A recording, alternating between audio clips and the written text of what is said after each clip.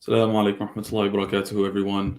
بسم الله الحمد لله والصلاة والسلام على رسول الله وعلى آله وصحبه من والاه أما بعد. Welcome to our presentation today with Khalil Center and with Dr. Fahad Khan. We're excited to have everyone. We hope that wherever you're joining from, please let us know in the comment section who you are, where you're coming from, inshallah. And if you have any questions, please feel free to put them in the chat boxes or the comment section, depending on where you're joining from, on YouTube or Facebook. We will have a Q&A session towards the end of the presentation. And so inshallah, we'll try to get through as many of the questions as possible. For those who don't know, Khalil Center is a psychological and spiritual community wellness center, advancing the professional practice of psychology rooted in Islamic principles. Khalil Center focuses on disseminating Islamically integrated psychology through three primary areas. Our clinics, which are located in Chicago, Los Angeles, New York, Bay Area, and Toronto, Canada.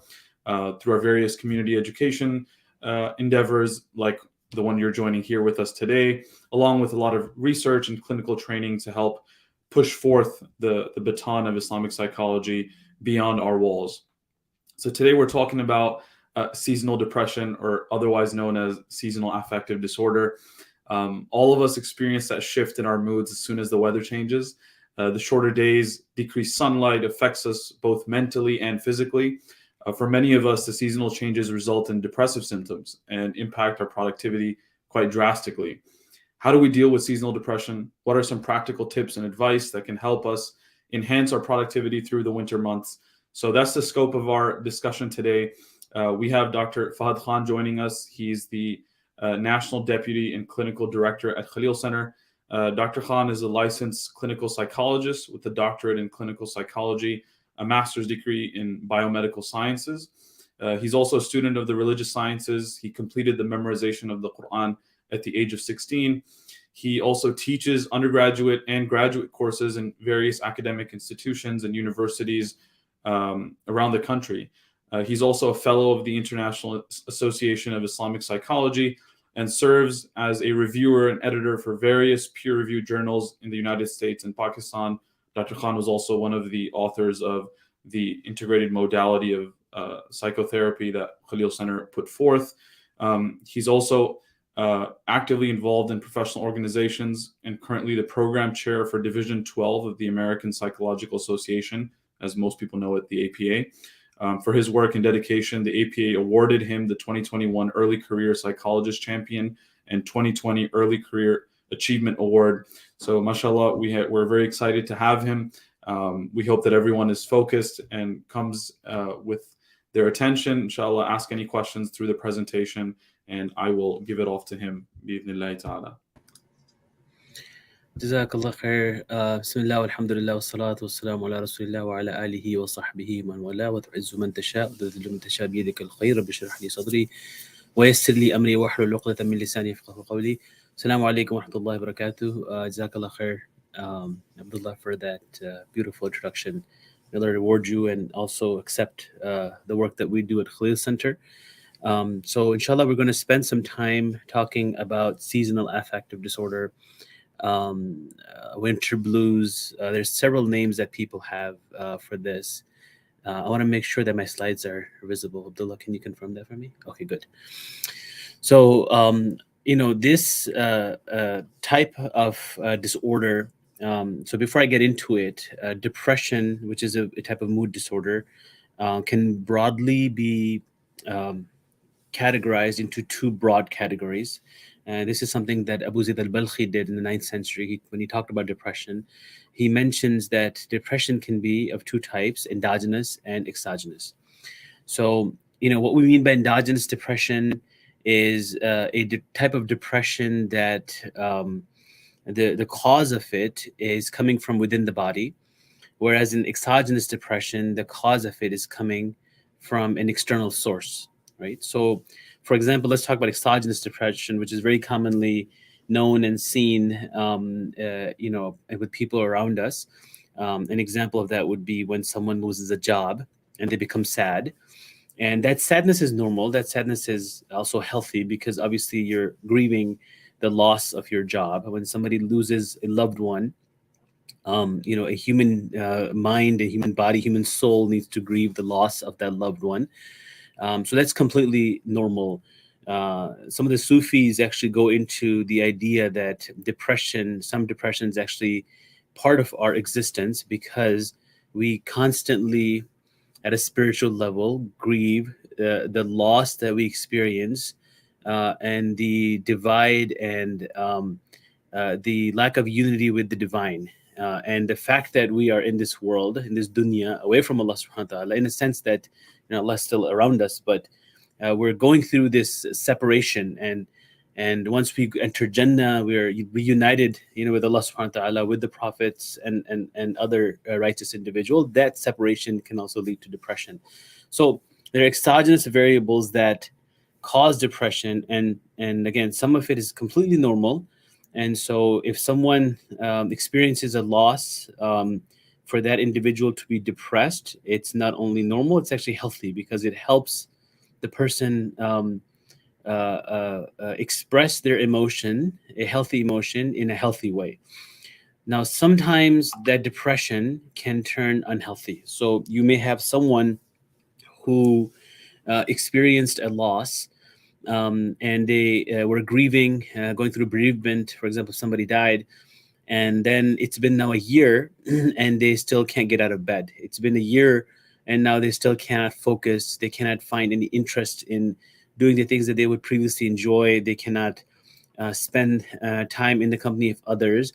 Then that would be considered a depressive disorder. That would be problematic. Islamically, for example, we're supposed to grieve for 3 days when we lose someone, and the idea is that, and I think one extreme that people take is they say, well, after 3 days you're not supposed to grieve. Well, no, that grieving is a lifelong process, but after 3 days we're asked to return to our, or find ways to return to our normal everyday life, while keeping in mind that we no longer have this individual in our lives, right? So no one would be expected to not remember a loved one who died after 3 days of grieving or mourning. But the idea is, if you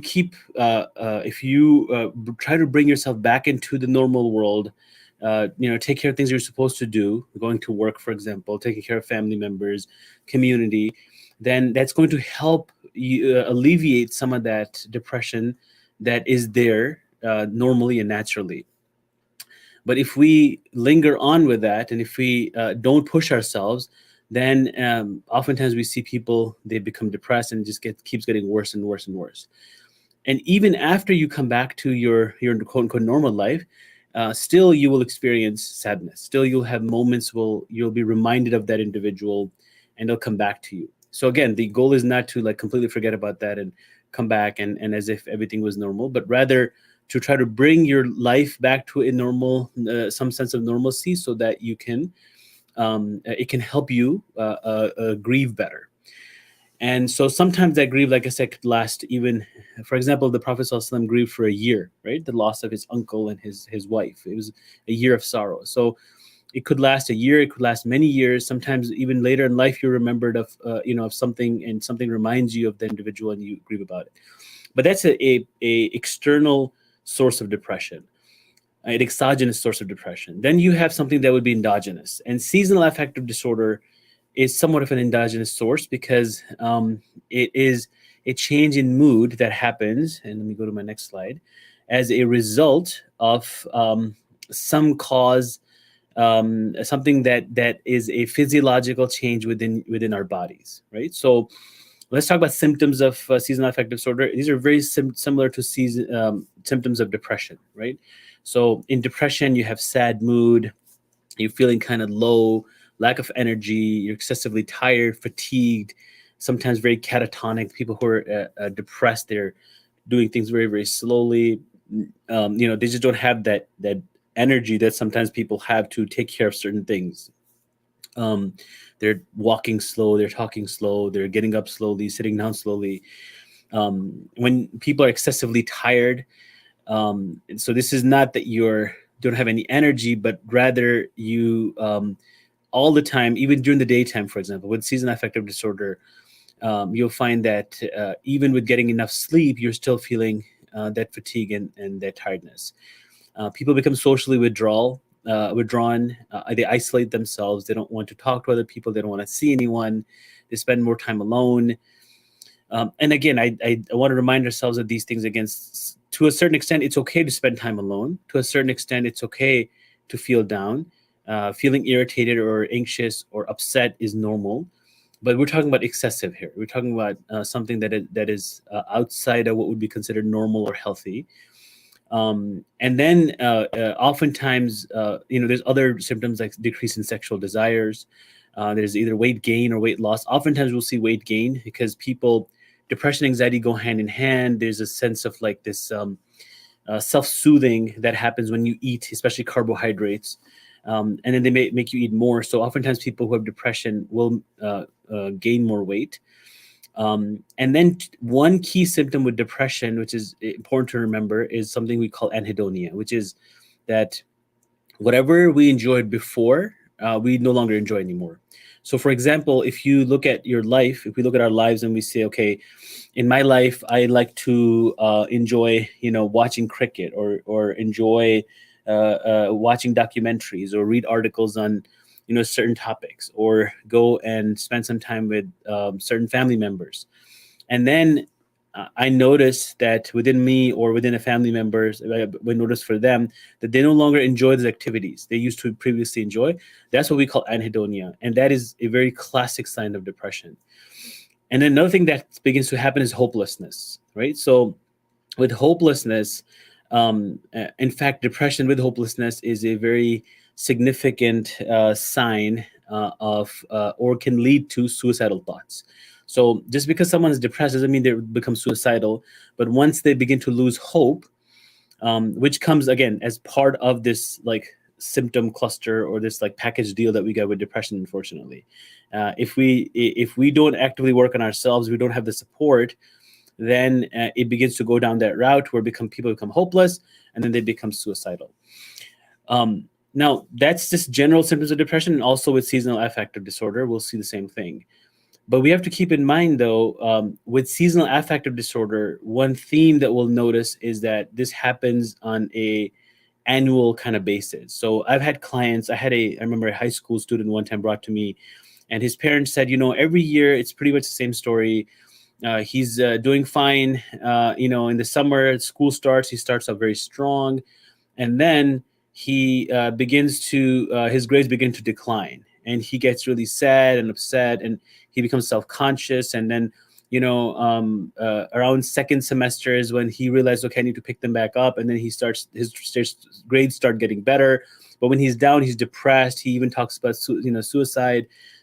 He's feeling very negative, very low. So we don't know what's happening.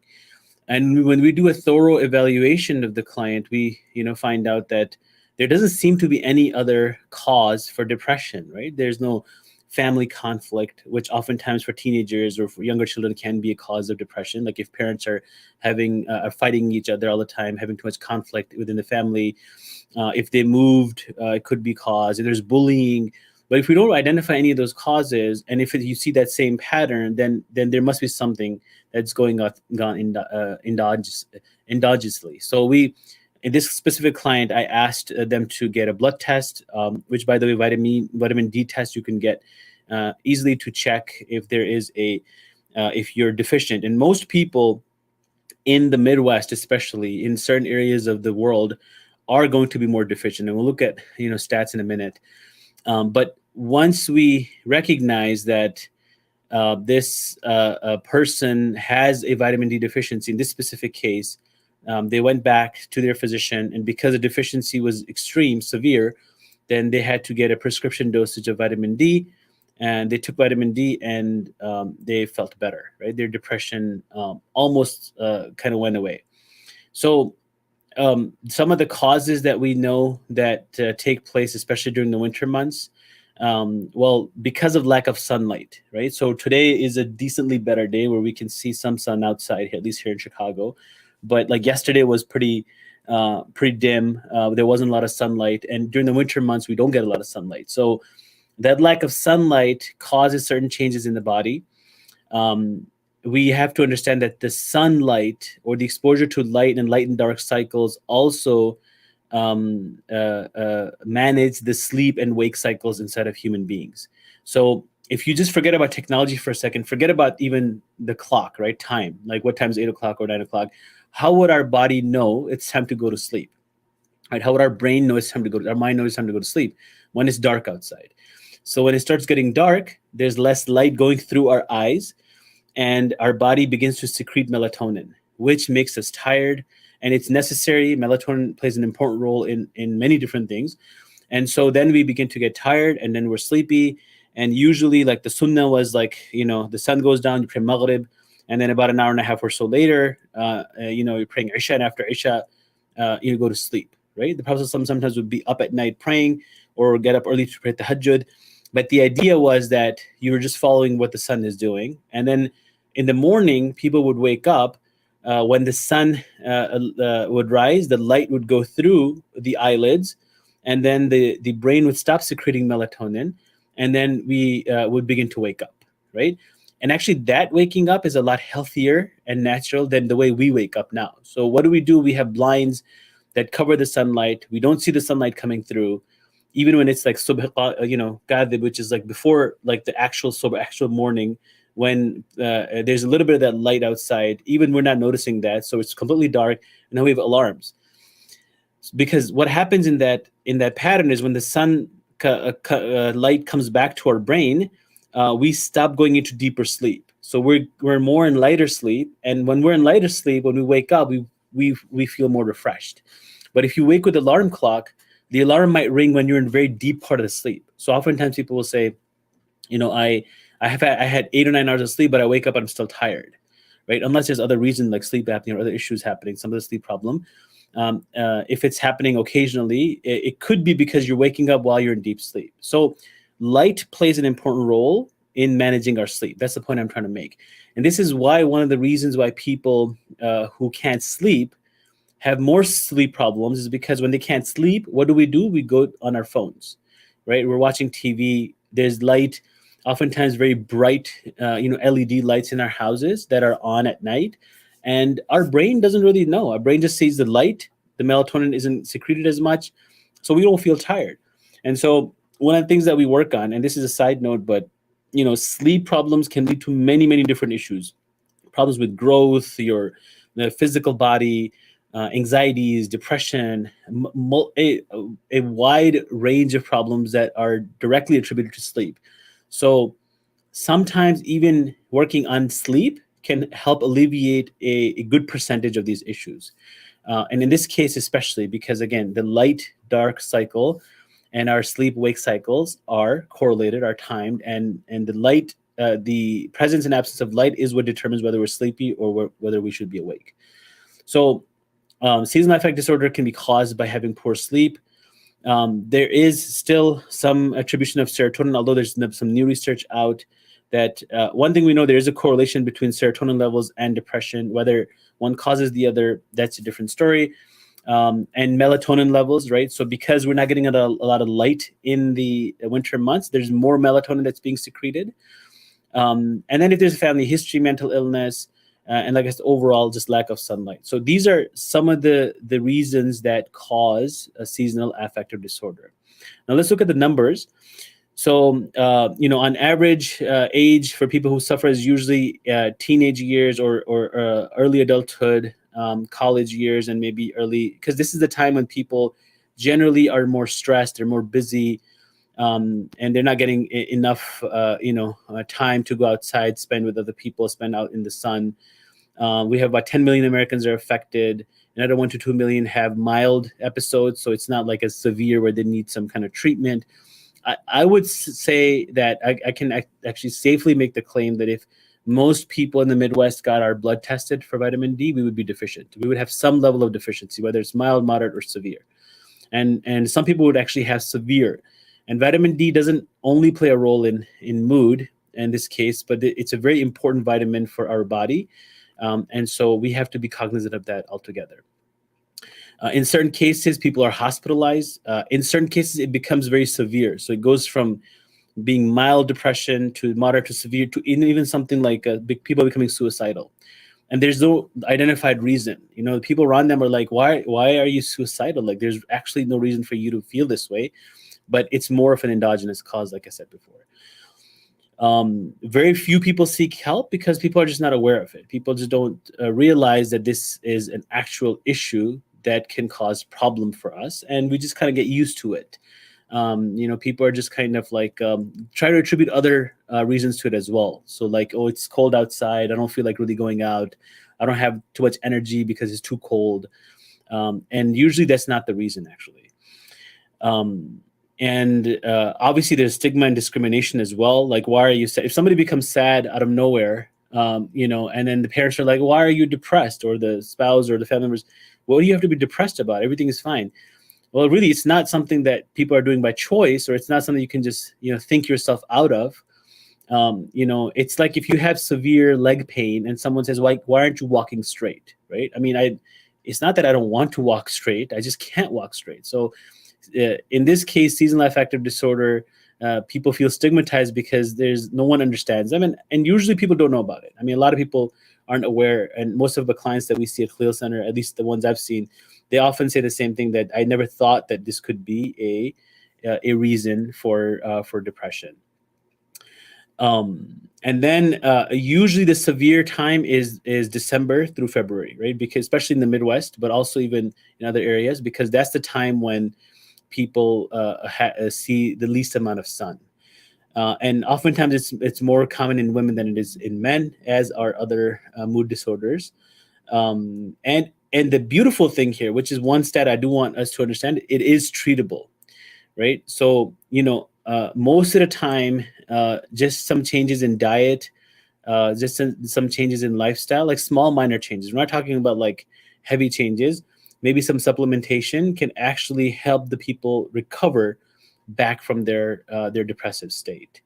But the other thing that happens, now keep in mind, so somebody may have seasonal affective disorder, they're depressed, that depression is causing some kind of problem in their marital life, in their family life, in other parts of their lives. And then that whatever problems that seasonal affective disorder is causing can then further lead to more depression. So now, even if they recover from the seasonal depression, they're still depressed, not because of the physiological changes now, but because of the consequences of the previous depression.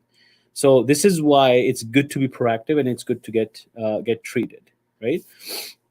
And most of the time, the depressive symptoms are the reason why people come to seek treatment. Okay, so if you notice someone, especially like I said, if it's something that's happening suddenly, you notice a change, if it's a pattern, something that's happening more in winter months, I would recommend that you get that person checked immediately. Okay, go to the next slide here. Okay, so vitamin D, as I said before, usually, in this case especially, vitamin D can be something that's ingested. So there's some foods we'll talk about in the next slide that are higher in vitamin D. And then sunlight is a source of vitamin D for us. So our body converts the sunlight into vitamin D, right?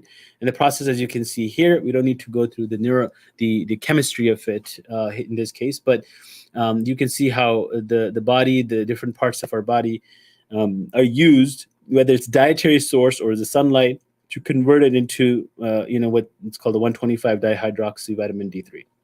And this also maintains calcium balance in the body. Vitamin D serves to do a lot of things in our bodies, and it's a very healthy vitamin, just like other ones to have. And one of the things I think we also have to recognize, that our diets are much, much different now than they were before, right? So, at the time of like the Prophet ﷺ, or even like 20, 30, 40 years ago, we ate all different sorts of foods, right? We ate a lot of natural foods and fruits and vegetables. There was less meat consumption, and certain meats could be healthy, but there's certain unhealthy meats. Red meat could be very unhealthy. And so this change in diet and the change in our lifestyle, right? So previously people were more active outside. Before COVID, people even made more effort to meet each other socially, to go out. Even now, people sometimes don't want to go to the masjid because they're worried about, COVID, or that COVID anxiety and fear is still there.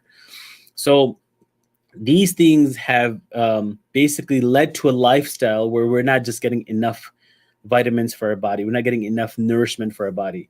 So, it's good to always do a regular, ongoing checkup with the physician just to see. And there are some blood tests you can do to even look at vitamin deficiencies. There's some symptoms that the physician can tell you, like if you're having muscle aches or pains, or if you're having joint pain, or if you're feeling pins and needles or hot flashes, like they can tell you, hey, this seems like a deficiency of this vitamin. Why don't you take something?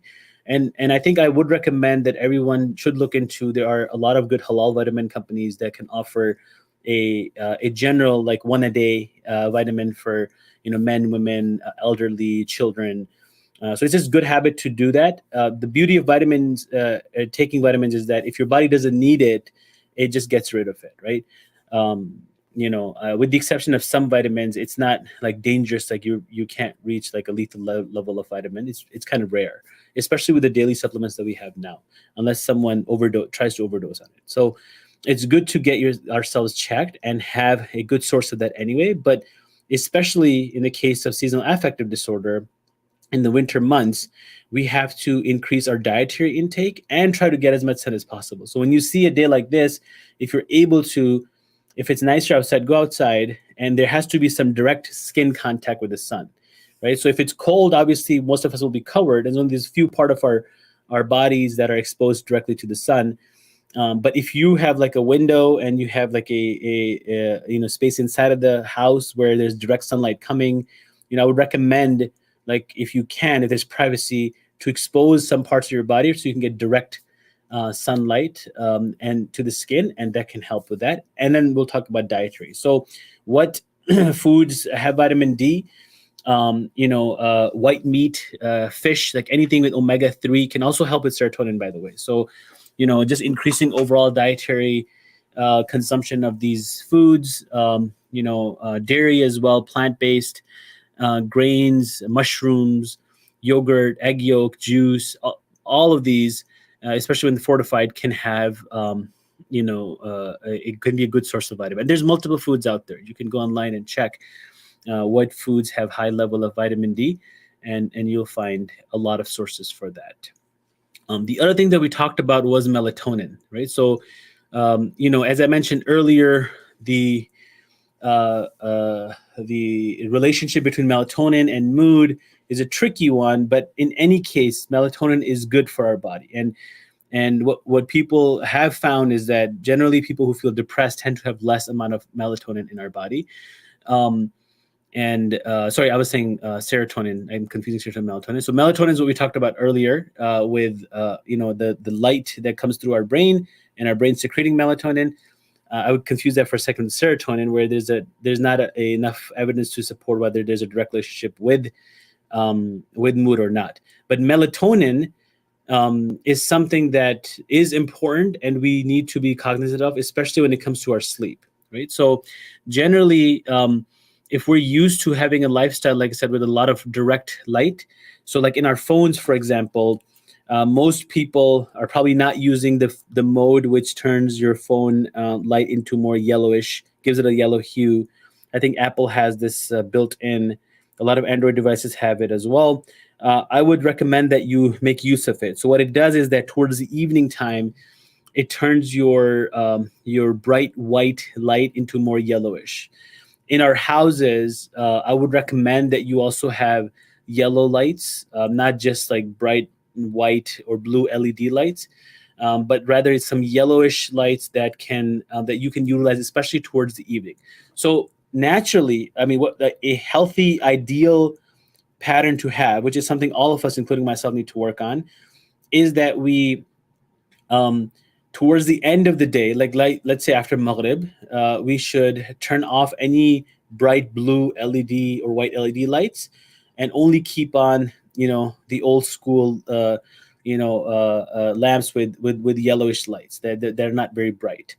And keep the light levels low in our houses. If we have televisions, turn down the brightness. Ideally, stop using those devices. Stop using phones and iPads or anything that has bright light.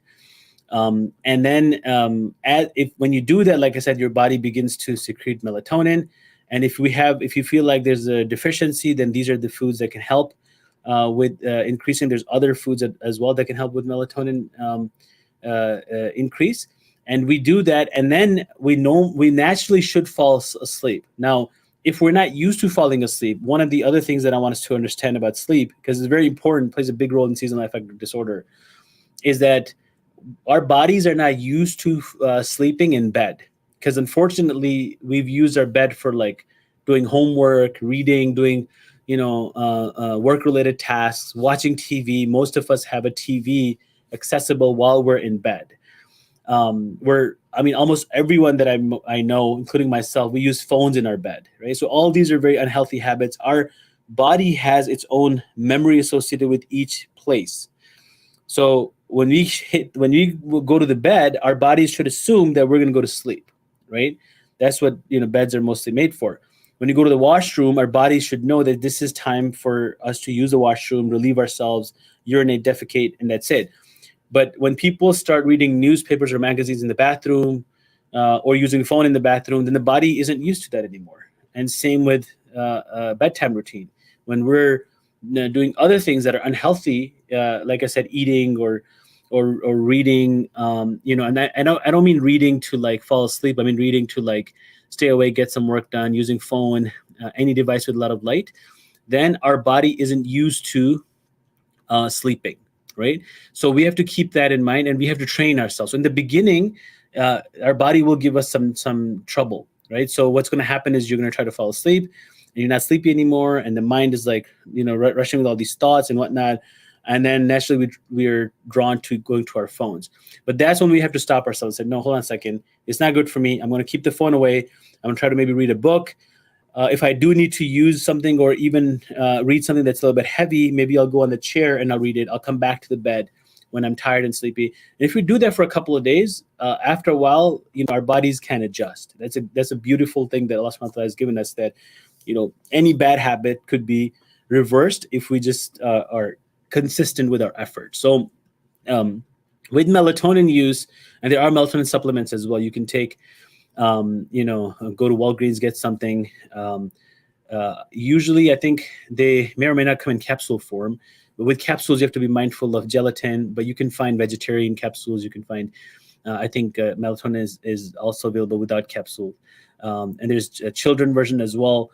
And it has other benefits too, but for our purpose, we're talking specifically about sleep. And we want to make sure that we have a good sleep hygiene where we're going to bed at the same time. If not going to bed at the same time, we're waking up at the same time. One of the other things that happens is oftentimes when the weekend comes in, we are sleeping late and we're waking up late. And that also messes up our whole light-dark cycle, circadian rhythm. So we have to keep that in mind, that we should maintain a healthy waking up schedule even on the weekends. And melatonin will certainly help with that. And the other things that you could do, some people drink like chamomile tea, that helps. Some people take a hot shower, that helps relax your muscles as well. Journaling before bedtime, all these things are good things to do to get our sleep in routine.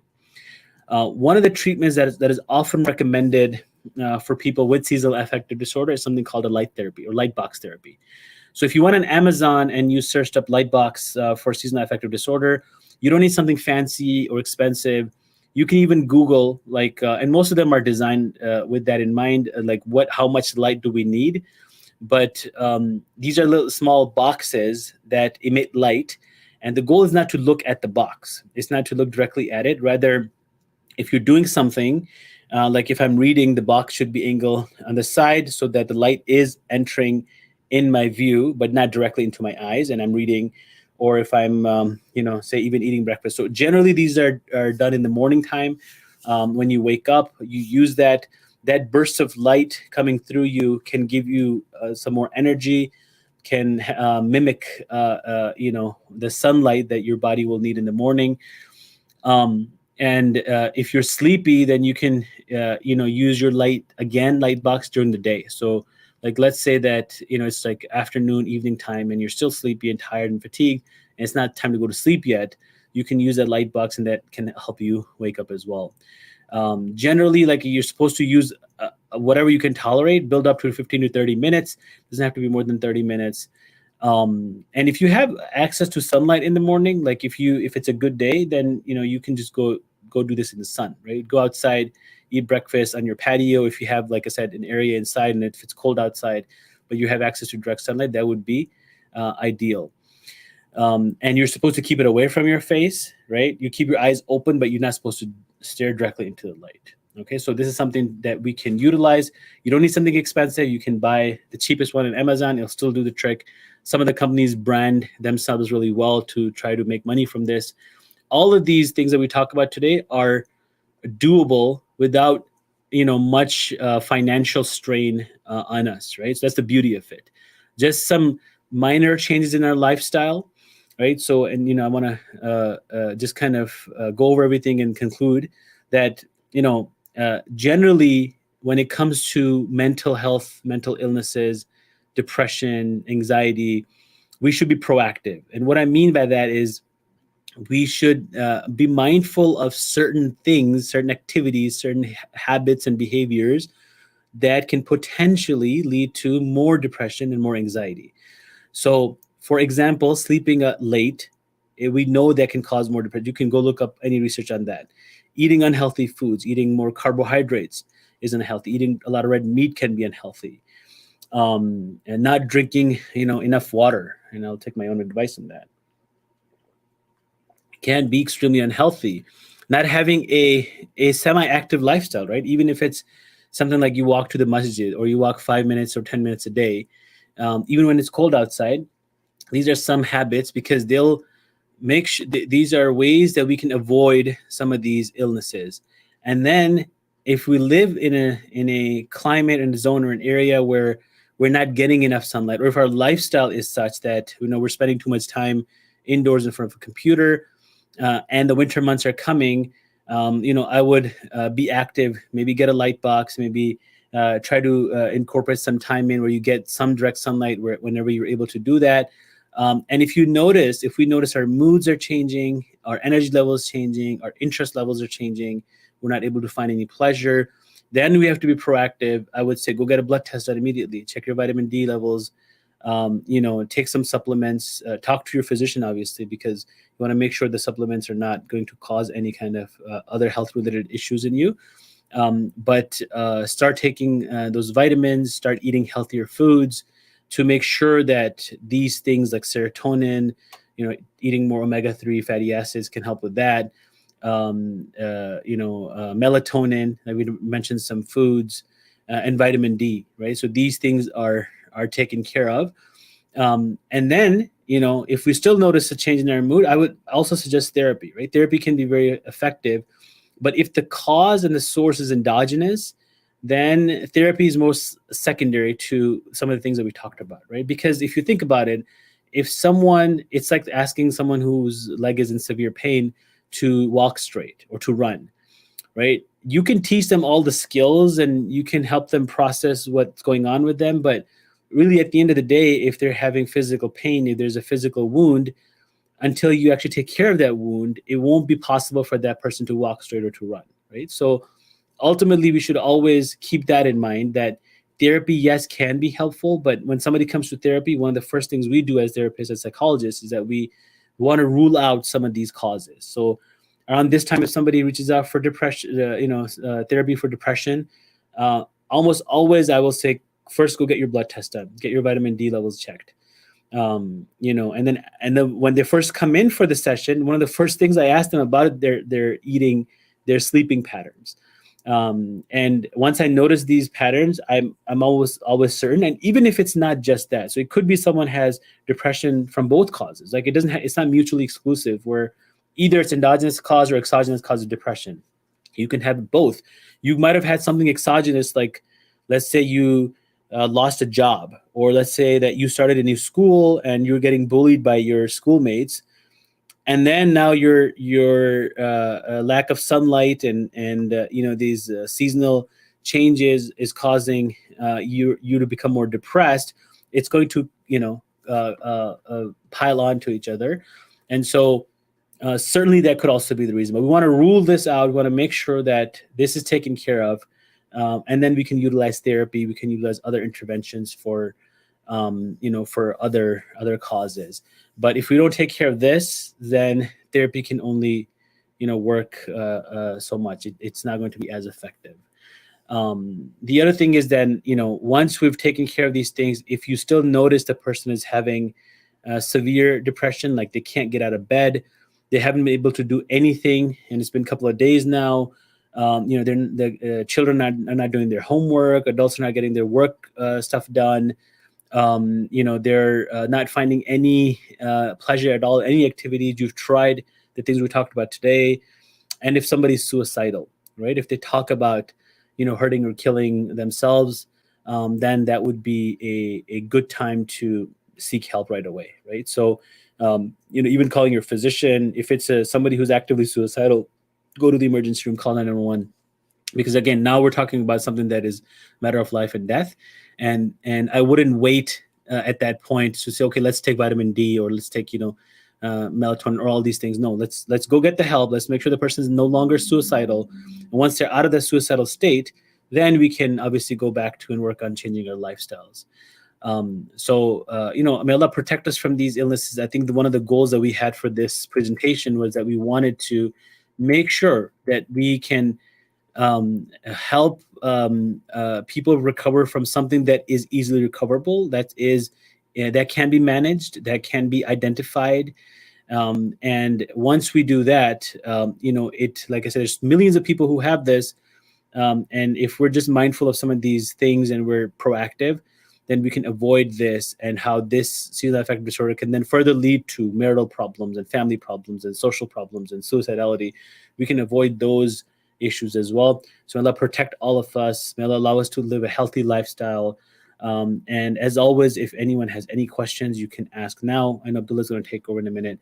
And if you have any questions that you want to ask later, feel free to contact me from Khalil Center's email. You can contact any psychologist, therapist, and ask these questions, and most of them will be happy to answer. If you're not sure or something's happening, you can always do a consultation and find out as well. Blood tests can help identify that. Your physician can help identify that. So Allah protect us all. And again, we are here for you if you need to reach out and ask questions over the email as well, inshallah. Jazakumullah khair.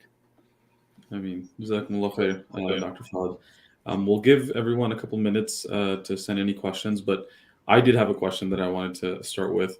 A lot of the diet and routine advice that you gave, how long do you think it would take for somebody to be able to, feel the difference themselves? Because a lot of times when we're working out or, trying to change diet, one of the big reasons why people get demotivated is because you do it for like a week or 2 weeks and you don't feel much of a change. And that results in you kind of, losing the motivation to do it further. For stuff like this, where you're feeling a particular way, and then let's say you make some of those diet changes that you recommended, or the sleep changes, how soon would you tell people to look out for that change or that feeling of change? Yeah, it's a good question. So if it's a pure seasonal affective disorder issue, if someone's depression is purely because they have a low vitamin D deficiency or sleeping and melatonin issues, then you might see that change immediately. I've seen it in my clinical setting where I've recommended someone go get a blood test done. They found out their vitamin D was severely deficient, and the doctor gave them a prescription dose, and they took it, and within like a week or two, they were feeling better. So if it's purely that, but a lot of times you'll find now, because they've had it, there's other like stressors that have come in. So for example, the student that I was mentioning whose academic performance goes down, around November, December, January time, then they might start feeling a little bit better, but then they have to go back and make up for it. There's pressure and stress, and there's some grades that they didn't do so well in. So that's going to continue to cause more stress, but that's probably not related to the seasonal affective disorder. Now that's probably a byproduct or if they had depression before and now seasonal affective disorder made it worse. So you can get immediate recovery from SAD, but you're not going to get it from the previous depression. That might require, like I said, more therapy work. So sometimes if it's purely that, you'll see your mood change, very quickly. But if it's not, if it's a combination or if it's something else, then it might take a little while. Okay. And would you have specific advice, because I was thinking about how, mashallah, we had some people join from France, from Canada. I know like some friends who live in Seattle or like the UK that pretty much have months where they don't get sunlight. How effective would a lot of the tips that you gave be if you just physically don't have access to sunlight, you know? Well, I mean, I think I'm not. See, I can't speak because I haven't lived in those areas. So I'm certain, even in most parts of Canada or Alaska, I think we still get some sunlight. It's just the amount is very very low, right? So I think we just have to make use of it. So, for example, like I mentioned before, if I'm doing work right now, let's say I'm doing this presentation and I was going to take a break afterwards, and I notice that Yeah. the sun is out. I might say, you know what, let me just go outside. And now it's cold outside, so my skin is not going to see a lot of sun. But even like I said, that light coming through the eyes, Oh, seeing the wow. sun, Okay. that could be healthy. So I say even make smaller changes, whatever we can get, we grab onto. And if we live in these regions where we don't get enough sunlight, then we have to be cognizant every year that we're proactive and we're like, okay, we're not getting enough sunlight. I'm in IT or I'm a psychologist. I'm always inside. I'm not outside. I don't get, I don't have, let's say I'm an introvert. I don't get to see a lot of people, oftentimes. So I'm going to be proactive and just be mindful. So maybe every month I'm going to get a vitamin D blood test if that's feasible. I know some people in the US, especially, like it could be expensive test. So if you have insurance, your insurance should be able to cover it. If you have the symptoms and you go tell your doctor you're worried about seasonal affective disorder or vitamin D deficiency, there's some websites like walkinlab.com, which also helps with, cheaper blood tests. I'm not sure if there's any over-the-counter vitamin D test. I haven't searched for that, but maybe there are. But those things you can do to be proactive, and then these foods that we talked about, just increasing them a bit more, just to Mm. make sure that we have a Yeah. healthy diet would be good. Okay. I think some of these changes, by the way, like spending time outside, being exposed to Yeah. sunlight, unless you're living in a zone where you might get too much like ultraviolet and then cause skin cancer or sun damage. I think these habits for us, especially in Chicagoland area or these type of regions, these are good habits. So small, consistent changes in our lifestyle and our diet can actually be good overall, not just for seasonal affective disorder, right? It can help alleviate other types of anxieties and stressors and help bring our mood back up, just naturally. So it doesn't even have to be related to like seasonal affective disorder. Got it. Jazakumullah khair. Yeah. We had a question come in asking if there is a particular halal vitamin company that you recommend or you think it's beneficial. I mean, I would say any halal. I mean, I think our concern usually is that, at least my concern when I look at vitamins is like the source of vitamin, where they're coming from. Is it, is the capsule made from pork gelatin or not? Right. So I think at the end of the day, any company is fine. One thing I would do is I would find out the dose from the physician, right? How much should I take? Or at least do a consultation. There are some studies that talk about like vitamin D. They'll say instead of taking it every day, if you take it every like 3-4 days in a larger dose, then it's more effective. So the physician will tell you what's best for you to take. Also, like let's say that if you want to do this yourself and you're like, oh, I feel like, or I did a blood test and my vitamin D level was low, so I'm going to take some supplements, but you're not noticing any change, then you might not be taking enough. So like I said, sometimes the physicians will give you a very high dose. It's prescription dose. You can't even find it over the counter, and ask you to take that. So I would first find out what dose do I need. And then at the end of the day, any company. I mean, I've used Noor vitamins before. There's another one with a yellow cap. I can't remember the name, but most Muslim grocery stores have it. Amazon should have it. If you go to like conferences, like Masikna is happening soon. So if you go to these, there you'll find, them selling it there. It's a good time to pick some of those up. Yeah, Okay. we're not getting any money from these companies, by the way. So we're not sponsored by Noor Vitamins. That's the only company that I'm aware of that has halal vitamins, at least in my area. Yeah, Noor Vitamins was pretty popular in New Jersey as well, so I'm unfamiliar with any others. But I think doing your research would be helpful for sure. It doesn't look like any other questions came in. If anyone has any questions that they want to drop in the chat box, please go ahead. If not, then inshallah, we can close up. We thank everyone for attending wherever you joined from. Inshallah, the recording will also be available on YouTube and Facebook after we end the live stream in case you want to go back. You're welcome to always reach out to Dr. Khan or just Khalil Center in general, our email is info@khalilcenter.com. In case you're interested in reaching out for services or community education, if you're in the mental health field and you want to learn more about opportunities for clinical training or internships, inshallah, our admin team will be happy to help. I think we will close out here. We know Giving Tuesday is just around the corner. Please remember Khalil Center in your giving this end of year. Inshallah, look out for us. Join our mailing list. Follow our social media handles. We are on Instagram, Facebook, Twitter, and even LinkedIn. And inshallah, you'll hopefully be hearing from us for more presentations similar to this one, inshallah ta'ala. We thank Dr. Khan for his time today, and we will see you all very soon. Assalamu alaikum wa rahmatullah. Wa alaikum assalam.